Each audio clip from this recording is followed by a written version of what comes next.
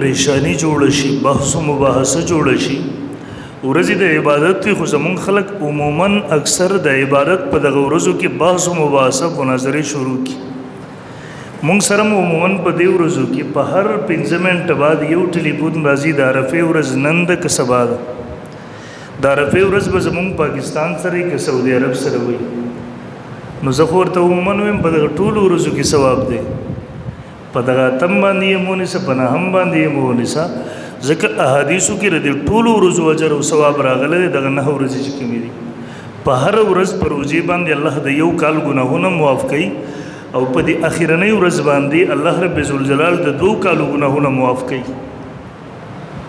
نو بیا ورته چې ډېر بحث شروع کړي زه ورته کم ملک کې اوسېږي وایي پاکستان کې اختر د کم ملک سره څه پاکستان سره نو روژه هم د عرفې د هغې سره ونیسه زمونږ خلک عموما په دې کې خلکو ته ټینشن پیدا کوي مشکل پیدا کوي د خلکو په عباداتو کې د ګډوډي راوستو دپاره دغه خلک تا ته عموما وایي چونکې دا د عرفې ورځ ده هلته حاجیان عرفات ته ځي نو د دې مناسبت خو د هغې ورځې سره دی دا څنګه کېدی شي هغوی عرفات ته نن لاړه او تاسو روژه سبا ته نیسئ نو دا یاد ساتئ 2-3 خبرې په دغه حوالې سره مختصر کوم بیا مخکې خپلې موضوع ته ځم انشاءالله حدیث کې راځي مخکې جمعه کې ما تفسیراً ذکر کړی او رسول الله صلی الله علیه وسلم فرمایي زه د الله نه امید ساتم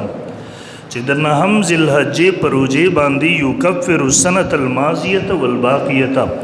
الله رب ذوالجلال یو کال د تیر کال او یو د روان کال ګناهونه الله انسان ته معاف کړي اوس تاسو که وګورئ په دې کې نبی علیه الصلاۃ والسلام د روژې فضیلت ښولی دی او د روژې متعلق نبی علیه الصلاۃ والسلام یو عام قانون بیان کړی دی نبی علیہ الصلوۃ والسلام فرمائی صوموا لرؤیته وافطروا لرؤیته د روزې د بار تاسو د بار قانون دا دی تاسو روزه نیسئ لرؤیته د رؤیت چې کله رؤیت وشي میاش ولیدې شي او تاسو روزه ختموئ لرؤیته افطار کوئ په رؤیت د هغې سره کله چې یعنی رسول الله صلی الله علیه وسلم په دې حدیث کې د روژې د نیولو او د روژې د ماتولو تعلق هغه د میاشت د رمضان مبارک د کتو سره د هغه میاشت د سپوږمۍ د لیدو سره رسول الله صلی الله علیه وسلم تړلی دی هغې د سعودي عرب سره یا د بل کوم ملک سره نه دی تړلی رسول الله صلی الله علیه وسلم زموږ ملک کې د ذوالحجې میاشت چې په کومه ورځ باندې ولیدلی شوله په سباله باندې اختر دی په نن ورځ باندې که په هر ملک کې روژه اختر وي که نه ستاسو زمونږ دی و زمونږ 9 ذوالحجه ښکاره خبره ده چې د هغه رویت په حساب سره زمونږ سبا د هفتې په ورځ راځي یعنی 9 ذوالحجه د سعودي عرب نن ده د هغوی 9 ذوالحجه نن ورځ ده زمونږ په هغه حساب او هغه قانون سره سبا راځي او دویم نمبر کې تاسو دې ته سوچ وکئ مختلفو ممالکو تاسو کتلی وي په یو ځای کې نور راوخیږي ورځ شروع شي هم په دغه ټایم چې په کم ټایم زمونږ په ملک کې نور راوخیږي ورځ شروع شي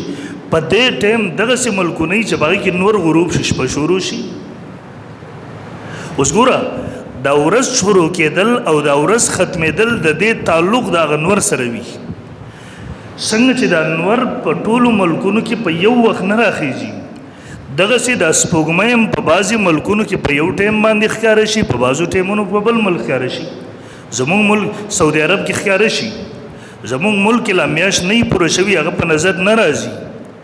هغه پوره شوي نه یا چې کله پوره شي د هغې نه پس په نظر باندې راشي نو هلته چې هغوی ولیدل د هغوی رمضان شروع شو د هغوی اختر شروع شو د هغوی عرفه شروع شوله ذوالحجې شروع شوله د هغې نه پس چې دلته ولیدلی شوله د هغې نه یو ورځ پس روژه شروع شوه د هغې نه یو ورځ پس اختر شروع شو د هغې نه یو ورځ پس د ذوالحجې میاشت شروع شوله عام قانون او ترتیب دغه دی په دغې کې خلک په او بیا تاسو دا ویلي اختلاف د مطالعو یو ډېره لویه مسله ده یعنی د یو ملک رویت میاشت لیدل د بل ملک دپاره کافي کېږي که نه کافي کېږي او ډېره اوږده مسله ده زه هغه تفصیل ته نه ځمه خو د احنافو راجح قول دا دی مفتابهي قول دا دی چې په بلاد بعیدو کې لرې ملکونو کې د یو ملک رویت د بل ملک دپاره نه دی کافي او نږدې ملکونه لکه زمونږ نږدې ملک چې زموږ سره کوم راځي دومره زیاته فاصله نه وي په هغې کې بیا د یو ملک رؤیت شرعي ګواهان هغه بل ملک د رؤیت دپاره کافي کېږي بیا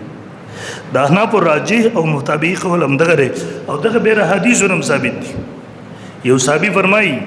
حضرت قریب رضی الله تعالی د شام ته لاړو د حضرت معاویه رضی الله تعالی هلته گورنر دی والی دی هغوی میاشت ولیدل روژه یې وکړله د جمعې په ورځ باندې د جمعې په شپه دې میاشت وکتله دی راغی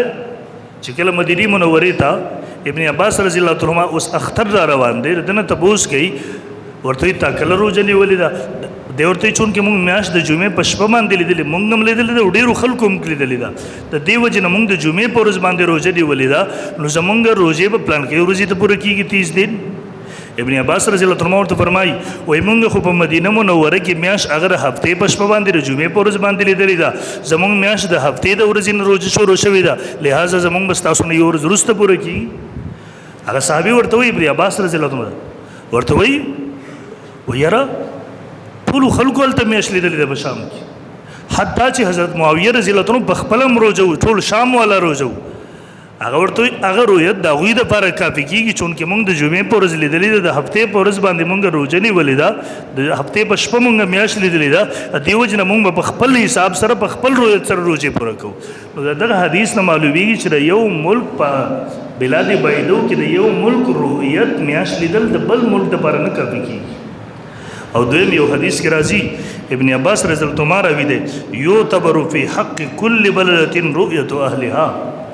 ابن عباس رضی الله عنه فرمای د هر ملک د هر علاقې دپاره خپل خپل رؤیت ضروري دی دا نه ده چې اوس په سعودي عرب کې ولیدلی شوله په امریکا کې ولیدلی شوله ته په هغې باندې دلته روژه وختر شروع کړي نو دغه خلک ناس خو دلته وي دلته مشکلات جوړ کړي دا د عبادت ورځ دي په دې ټینشن کې په دې باندې الله ذکر ځان د وکړه په دې ورځ باندې د باسونو ته د کم ضرورت دی د جګړو او دریم نمبر دغه اعتراض چې حاجیان خو عرفات ته ځي هغوی پرون تلي او نن د عرفې روژې نیسي نو د یاد ساتئ اول نمبر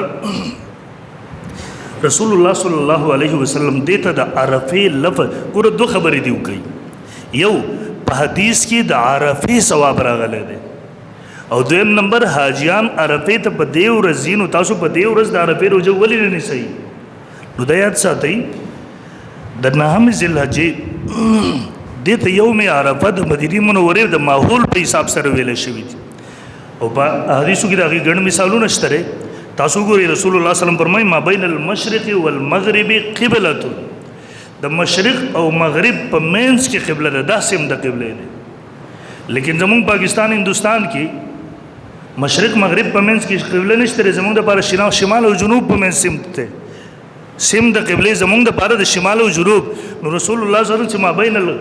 مشرق والمغرب قبلتون چې رسول الله صلی الله علیه وسلم فرمایلی و هغه د مدینې منورې په حساب سره رسول الله صلی الله علیه وسلم فرمایلی و هغې زما او ستا د ملک په حساب سره نه و فرمایلی ورنه بیا به مخکې هغه طرف ته به قبله ځان دپاره جوړی ماحول ته کتی شي دغه ماحول په حساب سره کله خبره کولی شي کله چې رسول الله صلی الله علیه وسلم دلته هم خبره کړې ده هغې د مدینې منورې د ماحول په اعتبار سره کړې ده عمومي خبره نه ده کړې